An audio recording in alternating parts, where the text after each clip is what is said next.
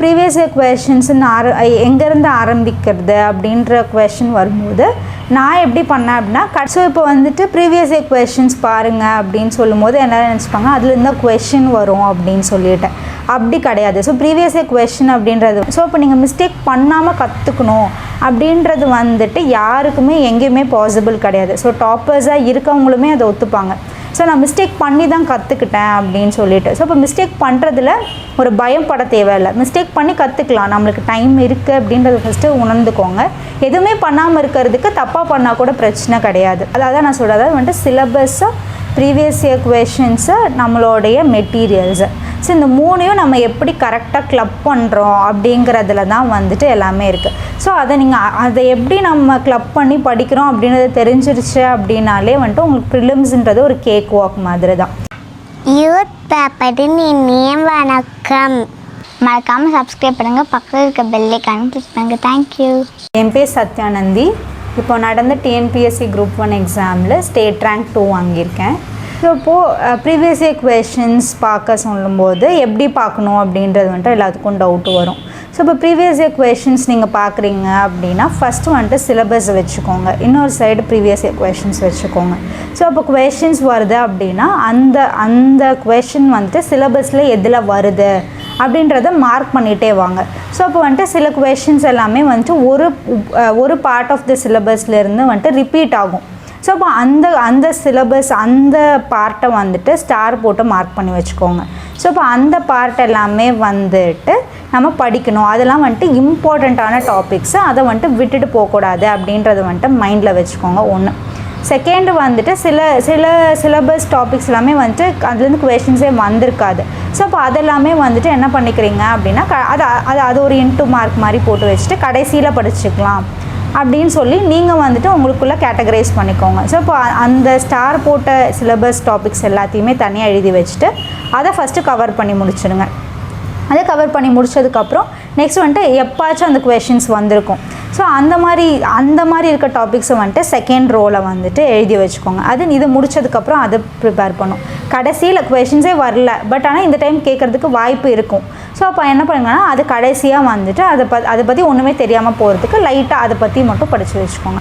Previous year questions இருக்குது, அதாவது நான் சொல்கிறது அதாவது வந்துட்டு சிலபஸ்ஸை, ப்ரீவியஸ் இயர் கொஷின்ஸு, நம்மளுடைய மெட்டீரியல்ஸு, ஸோ இந்த மூணையும் நம்ம எப்படி கரெக்டாக கிளப் பண்ணுறோம் அப்படிங்கிறதுல தான் வந்துட்டு எல்லாமே இருக்குது. ஸோ அதை எப்படி நம்ம கிளப் பண்ணி படிக்கிறோம் அப்படின்றத தெரிஞ்சிருச்சு அப்படின்னாலே வந்துட்டு உங்களுக்கு ப்ரிலிம்ஸ்ன்றது ஒரு கேக் வாக் மாதிரி தான். ஸோ அப்போ வந்துட்டு நான் சொன்ன மாதிரி அந்த ப்ரீவியஸ் இயர் கொஷின்ஸ் வச்சு சிலபஸை மேப் பண்ணுங்கள். அதுக்கப்புறம் அதுக்கேற்ற மாதிரி நம்மளோட டாபிக்ஸ் எங்கே மேட்ச் ஆகுது, நம்மளோட மெட்டீரியல்ஸு எங்கே மேட்ச் ஆகுதுன்றதை வந்துட்டு ஃபிக்ஸ் பண்ணிக்கோங்க. அதை திருப்பி ரிவிஷன் பண்ணுங்கள். ரிவிஷன் பண்ணிவிட்டு அதுக்கேற்ற மாதிரி வந்துட்டு டெஸ்ட் ப்ராக்டிஸ் பண்ணுங்கள். ஸோ இந்த கரெக்டான வேவ் லென்த்தில் இது எல்லாமே இருக்கும்போது கண்டிப்பாக வந்துட்டு ப்ரிலிம்ஸ் ஈஸியாக கிளியர் பண்ணிடலாம். நீங்கள் ஆரம்பத்தில் உங்களுக்கு எப்படியா சொல்லியிருப்பாங்க, நீங்கள் வந்து ஃபஸ்ட்டு இதை அப்ரோச் பண்ணும்போது எப்படி கொஸ்டின் நீங்கள் எப்படி அப்ரோச் பண்ணீங்க, அப்புறம் இதில் எப்படி மாற்றிட்டீங்க, ஆரம்பத்தில் வந்து இதுக்கான விஷயத்தை எங்கே தேட ஆரம்பிச்சிங்க? ஓகே. ஸோ இப்போ வந்துட்டு நான் யூபிஎஸ்சி படிக்கும் போதே சொன்ன ஒரு விஷயம் என்ன, ப்ரீவியஸ் இயர் கொஷின்ஸ் பார்க்கணும் அப்படின்றது தான். ஸோ அப்போ வந்துட்டு அதே ஸ்ட்ராட்டஜி தான் வந்துட்டு டிஎன்பிஎஸ்சிலையும் அப்ளிகபிள் ஆகும் அப்படின்னு சொல்லி நான் ஃபஸ்ட்டு என்ன பண்ணிட்டேன்னா ப்ரீவியஸ் இயர் கொஷின்ஸ் எடுத்து நான் ஃபுல்லாக பார்ப்பேன். அந்த கொஷின்ஸ் எல்லாமே பார்த்துருவேன். பட் ஆனால் நான் என்ன பண்ண மாட்டேன் அப்படின்னா சிலபஸில் வந்துட்டு அது மேட்ச் பண்ண மாட்டேன். சும்மா ப்ரீவியஸ் இயர் கொஷின்ஸ் மட்டும் பார்த்துட்டு இருந்தேன். ஸோ அதுக்கப்புறம் தான் வந்துட்டு இல்லை இது மட்டும் பார்த்தா இதுலேருந்து மட்டும் கொஷின் வரப்போகிறது கிடையாது. ஸோ அப்போ கண்டிப்பாக வந்துட்டு அந்த டாபிக்ஸ் பற்றி நம்மளுக்கு தெரியணும் அப்படிங்கிறதுனால நான் என்ன பண்ணேன் அப்படின்னா அந்த கொஷின்ஸில் அந்த டாபிக்ஸ் எங்கே இருக்குது அப்படின்னு சொல்லி சிலபஸில் தேடி அந்த சிலபஸுக்கு ஏற்ற மாதிரி வந்துட்டு நான் படித்து வச்சுக்கிட்டேன். எல்லாருமே வந்துட்டு என்ன எதிர்பார்க்குறாங்க அப்படின்னா நம்ம எடுத்தோடனே வந்துட்டு நம்மளுக்கு பர்ஃபெக்டான பிளான் போட்டு பர்ஃபெக்டாக அது பண்ணணும் அப்படின்றது வந்துட்டு இருக்கும். பட் எந்த ஒரு நம்மளோட லைஃப்பில் எது எடுத்தாலுமே வந்துட்டு ஃபர்ஸ்ட் எடுத்தோடனே பர்ஃபெக்டான ஒரு விஷயம் கிடைக்காது. ஸோ அப்போ நீங்கள் வந்துட்டு ஃபஸ்ட்டு அதுக்கு இனிஷியேட்டிவ் எடுக்கணும். இனிஷியேட்டிவ் எடுத்து ஃபஸ்ட்டு படிங்க. பரவாயில்ல, தப்பாக படித்தா என்ன பரவாயில்லன்னு படிங்க. அது கண்டிப்பாக உங்களுக்கு இங்கே யூஸ்ஃபுல்லாக இல்லைனாலும் இன்டர்வியூவில் யூஸ் ஆகும்.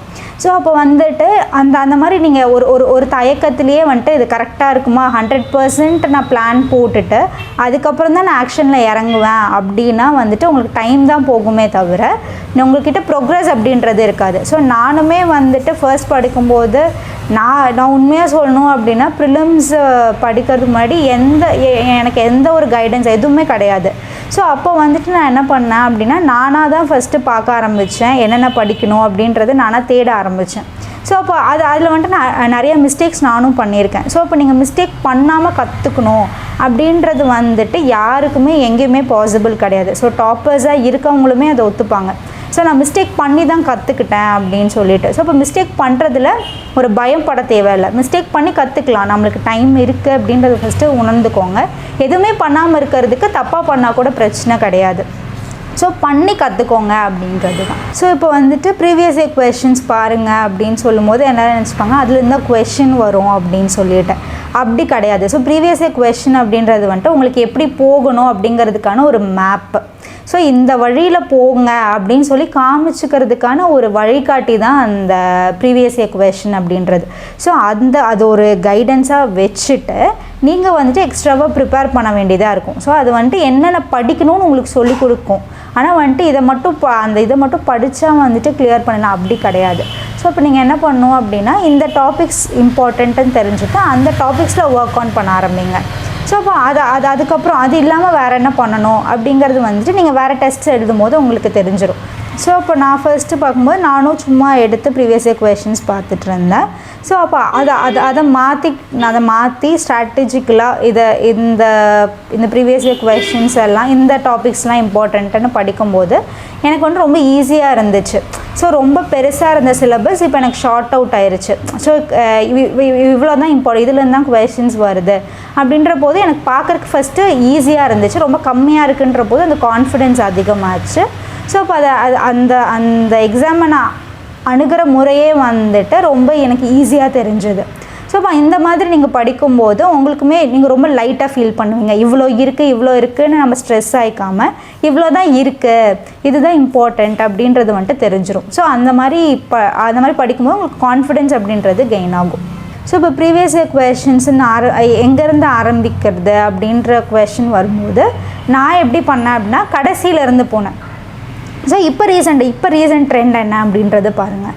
ஸோ இப்போ ரீசெண்டான ட்ரெண்ட் அப்படின்றத அனலைஸ் பண்ணால் தான் அதுக்கேற்ற மாதிரி தான் வரப்போகுது. ஸோ அப்போ நீங்கள் என்ன பண்ணணும் அப்படின்னா பேக்வேர்ட்ஸ்லேருந்து போங்க. இப்போ வந்துட்டு 2022னா 2021ஓட பேப்பர் எப்படி இருக்குது, 2020 அப்புறம் 2019. ஸோ அந்த மாதிரி பேக்வேர்டில் போகும்போது கரண்ட் ட்ரெண்ட் என்ன அப்படின்றது தெரியும், எந்த மாதிரி பேட்டர்ன் சேஞ்ச் ஆகிருக்கு அப்படிங்கிறதும் உங்களால் வந்துட்டு அண்டர்ஸ்டாண்ட் பண்ணிக்க முடியும். ப்ரீவியஸ் இயர் கொஷின்ஸ் பொறுத்த வரைக்கும் என்ன பண்ணக்கூடாது அப்படின்னு பார்த்தீங்கன்னா ஃபஸ்ட்டு வந்துட்டு லாஸ்ட்லேருந்து போகணும். ஸோ ட்ரெண்டை ஃபஸ்ட்டு வந்துட்டு அனலைஸ் பண்ணிக்கணும். அதுதான் ரொம்ப ரொம்ப இம்பார்ட்டண்ட்டு. என்ன பண்ணக்கூடாது அப்படின்னா ப்ரீவியஸ் இயர் கொஷினை மக் அடிக்கக்கூடாது. இந்த கொஷின் இந்த ஆன்சர் அப்படின்றத மக் அடிக்காதீங்க. என்ன ட்ரெண்டுன்றதை அனலைஸ் பண்ணிக்கோங்க. செகண்ட் வந்துட்டு என்ன அப்படின்னா ப்ரீவியஸ் இயர் கொஷினை வந்துட்டு கைட் பண்ணி மேப் பண்ணுங்கள்.